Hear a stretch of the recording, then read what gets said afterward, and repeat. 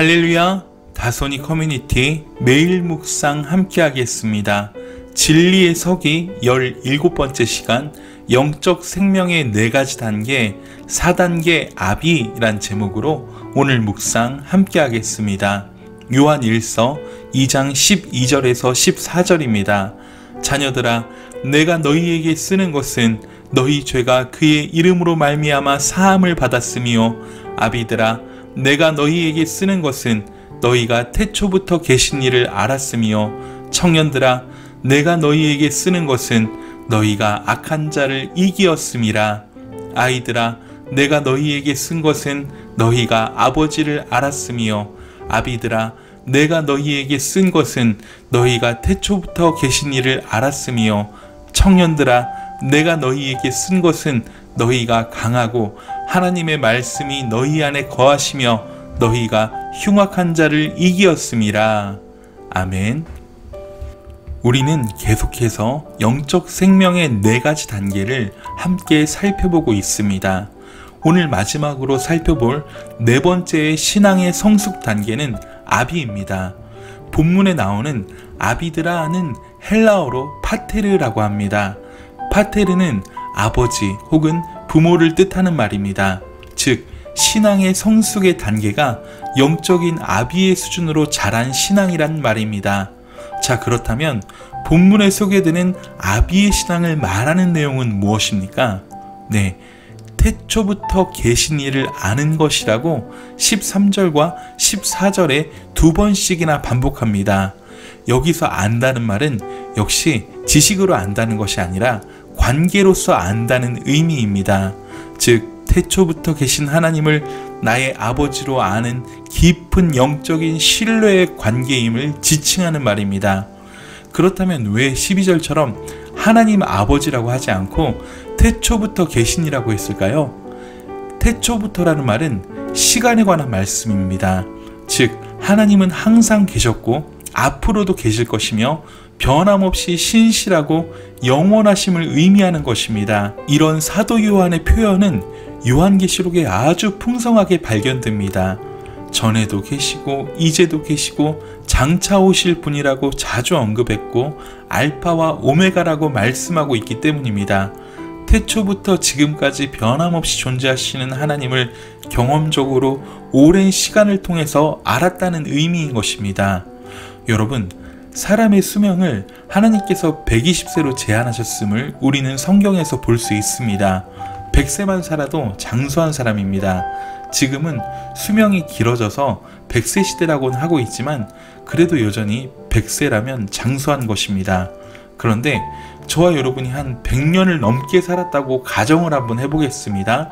1900년 즈음에 태어나서 일제시대의 청년 시절을 보내고 해방과 6.25를 겪고 5.16 쿠데타와 유신을 겪고 광주 민주항쟁을 보았으며 군사정권을 경험하고 민주화를 체험하면서 지금 이 시대를 살고 있다고 한번 가정해 보겠습니다. 그런 사람이, 그러한 100년을 넘게 산 사람이 세상을 보는 것과 요 사이에 20대 30대 청년들이 세상을 보는 것과는 아마 너무나도 판이하게 다를 것입니다. 자, 한번 생각해 보십시오. 하나님은 태초부터 지금까지 존재하신 분이십니다. 알파와 오메가 되신 하나님, 모든 것을 주관하시고 모든 것을 아시는 하나님이 변함없이 우리를 한결같이 사랑하셨습니다. 자, 이를 통해 볼 때 본문에서 말하는 영적 아비의 수준의 신앙은 무엇입니까? 굉장히 중요합니다. 태초부터 누적된 그 하나님을 아는 지식이 있다는 말입니다. 우리가 믿는 하나님은 태초부터 영원까지 계실 뿐만 아니라 신실하시고 섭리의 계획을 가지고 세상을 통치하시는 분이란 것입니다. 그러므로 결코 실패하지 않으십니다. 포기하지도 않으십니다. 그 목적과 계획을 취소하시지도 않으십니다. 즉, 아비의 신앙이란 영원한 하나님의 목적을 나의 삶에서 이루시고야 말 것이라는 것을 믿음으로 알고 있는 신앙입니다. 이러한 태초부터 계신 우리 하나님에 대한 알을 통하여 확신을 가진 사람이 아비의 신앙을 가진 사람입니다. 그래서 아비의 신앙은 요동하지 않습니다. 그러하기에 여기서 우리가 깨달을 수 있는 아비의 가장 중요한 특징이 있는데요. 이렇게 확고한 믿음이 자기만을 위한 것이 아니라 다른 영혼들을 돌보는 사람이 된다는 것입니다. 온통 자신의 문제에만 골몰하는 갓난아이의 신앙이 아닌 다른 사람을 돌아보고 그 영혼들을 위해서 기도해 줄 수 있는 사람이 된다는 것입니다. 사도 바울은 그리스도 안에서 1만 스승이 있으되 아비는 많지 않다라고 말씀하면서 한탄한 바가 있습니다. 아비의 신앙을 갖는다는 것은 그리스도인이라면 마땅히 추구해야 할 믿음의 모습입니다.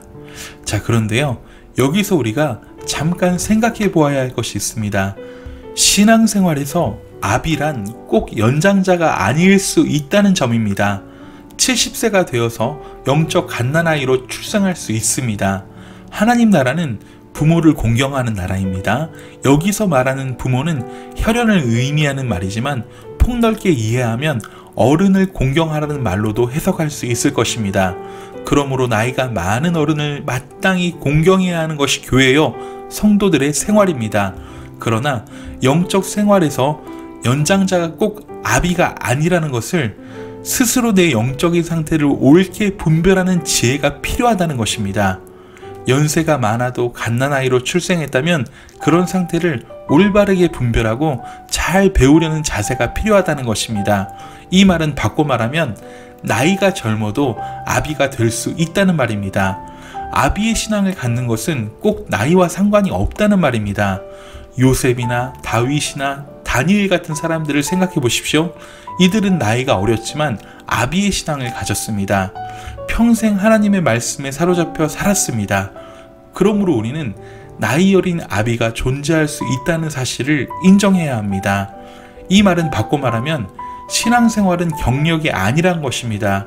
얼마나 오래 교회를 출석했느냐가 중요하지 않습니다. 신앙생활을 50년, 60년을 했어도 갓난아이로 머물러 있을 수 있다는 것입니다. 실제로 히브리서 기자는 성장할 만한 시간이 지났음에도 여전히 젖이나 먹고 단단한 식물을 먹을 수 없었던 수신자들을 향해 질타했던 것을 기억하시기 바랍니다.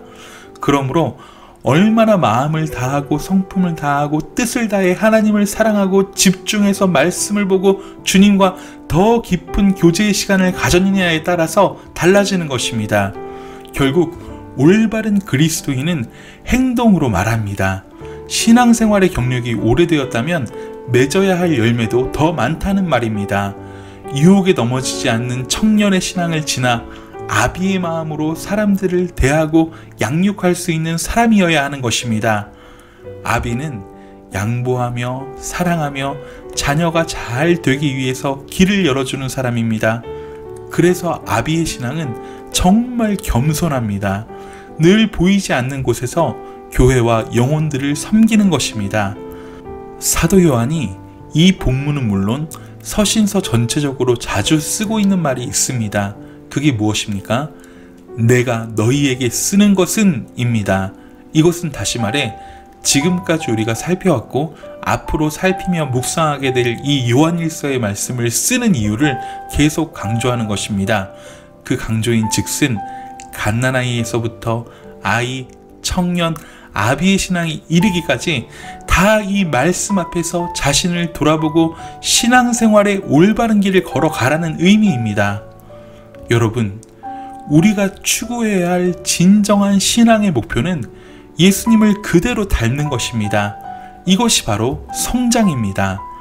평생 우리가 예수님을 완벽하게 닮을 수는 없지만 우리가 예수님을 바라보며 그분의 말씀에 하루하루 간절함으로 순종하기를 발버둥친다면 우리는 반드시 성장해 나갈 것입니다. 물론 우린 연약합니다. 넘어질 때도 많을 것입니다. 그럼에도 감사할 수밖에 없는 이유는 그리스도 예수의 놀라운 보배를 우리 안에 허락해 주셔서 늘 새로운 소망과 힘을 얻을 수 있기 때문입니다. 꽤 오래전 일인데요. 제가 그분 이름이 기억이 나진 않지만 하루 7시간씩 기도하던 한 집사님의 십자가의 기도를 실천해 보았던 적이 있었습니다. 그 책을 읽고 참 은혜를 많이 받았던 기억이 있었습니다. 그때 제가 받았던 은혜는 정말 이루 말할 수 없을 정도입니다. 새벽마다 예수님의 십자가를 묵상하며 기도하였을 때 그 은혜가 얼마나 끝이 없는지를 깨닫게 되었습니다. 매일 새벽 1시간 반에서 2시간이란 그 시간이 어떻게 지나갔는지 모를 정도였습니다.